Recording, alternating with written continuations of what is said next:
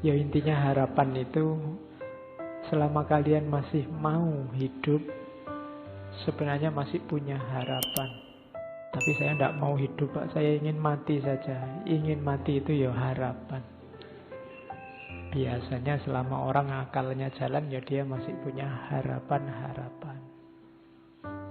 Kenapa? Karena harapan itu part of life, bagian dari hidup kita, part of human experience. Kita alami. Kamu sadari atau tidak, kamu sengaja atau tidak, dari detik ke detik hidupmu itu sebenarnya rangkaian dari harapan ke harapan. Sudah ancang-ancang mau berangkat ngaji, hujan. Nah, padahal kamu sudah niat, itu kan harapan yang tidak tersampaikan. Tapi itu pengalaman. Jadi kalau riwayat hidupmu itu mau disusun, itu sebenarnya kisah tentang harapan yang terpenuhi atau harapan yang tidak terpenuhi. Sebenarnya cuma itu. Jadi kalau kamu pengen nulis biografi, itu sebenarnya bisa diawali dari harapan-harapanmu apa saja. Dari situ cerita hidupmu akan berjalan.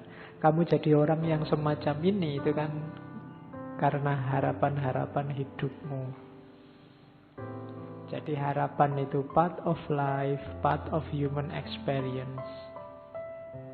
Ada kalanya harapan itu connected to suffering. Ada hubungannya dengan rasa sakit, baik jasmani maupun rohani. Orang itu biasanya sadar punya harapan kalau kepentok. Kamu pingin sehat kan kalau sedang sadar sakit.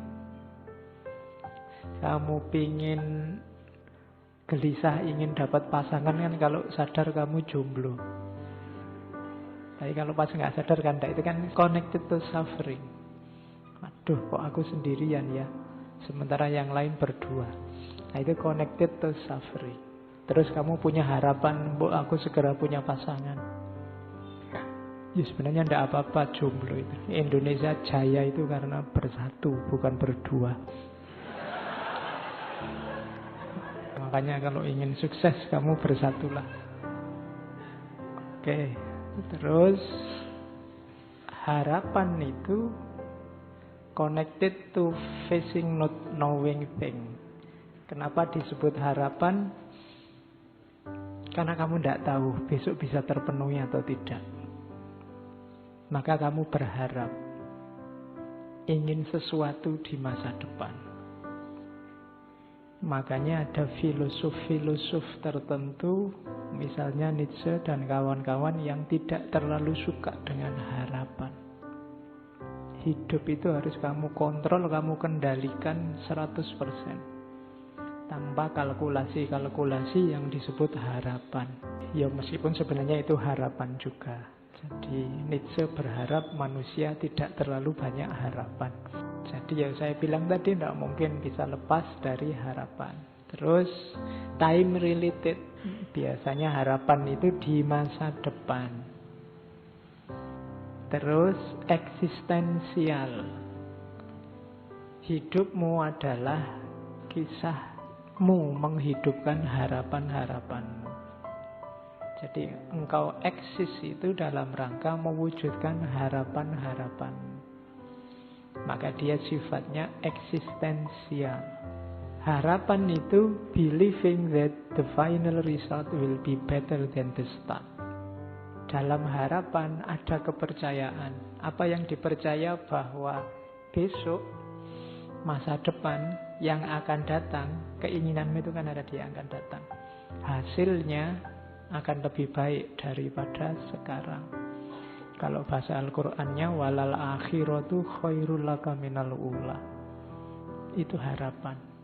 Terus lagi there is something to look forward and to strive. Ada yang dicari, ada yang diperjuangkan. Ini eksistensial. Jadi harapan itu menunjukkan bahwa ada yang kamu cari dan ada yang layak kamu perjuangkan. Makanya Orang tidak boleh putus harapan, kehilangan harapan, atau tidak punya harapan.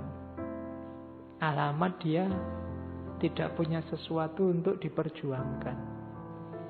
Jadi kamu harus punya harapan. Kenapa kok kamu rasanya males-malesan, merasa masa depanmu gelap? Mungkin kamu tidak punya harapan di masa depan. Buatlah harapan. Jadi rancanglah harapan.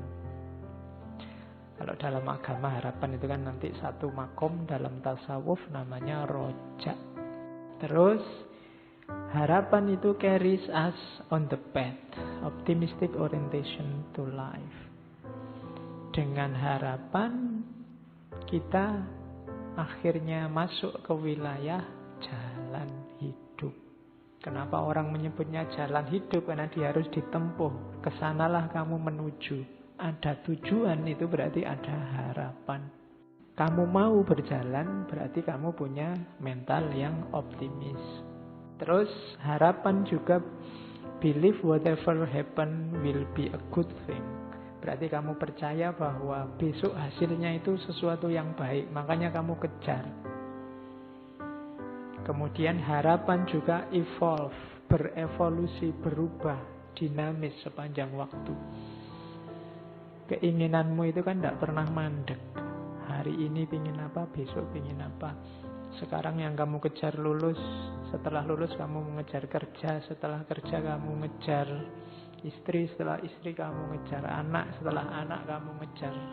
Tidak pernah ada target final. Harapanmu itu mulur kalau bahasanya Surya Mentarang. Dan yang terakhir, harapan itu a gift. Ini agak religius bahwa harapan itu sebenarnya anugerah. Bersyukurlah kalian yang masih punya harapan. Banyak orang yang mengharap saja susah. Atau dia harus mati-matian merancang harapan yang cocok sama dirinya, padahal mungkin dia ingin lebih dari itu. Maka bisa berharap itu alhamdulillah. Jangan putus harapan. Agama sangat benci orang yang putus harapan. Kalau di surat Yusuf itu disebut orang kafir. Wala tayasu min rauhillah. Jangan putus asa dari rahmatnya Allah. Orang yang putus asa berarti orang yang tidak punya harapan, itu minal kafirin, termasuk golongan orang-orang kafir. Kafir itu ya orang yang ingkar. Sebenarnya ingkar tidak dalam arti menjauh, tapi dalam arti menutupi kebenaran. Itu orang kafir.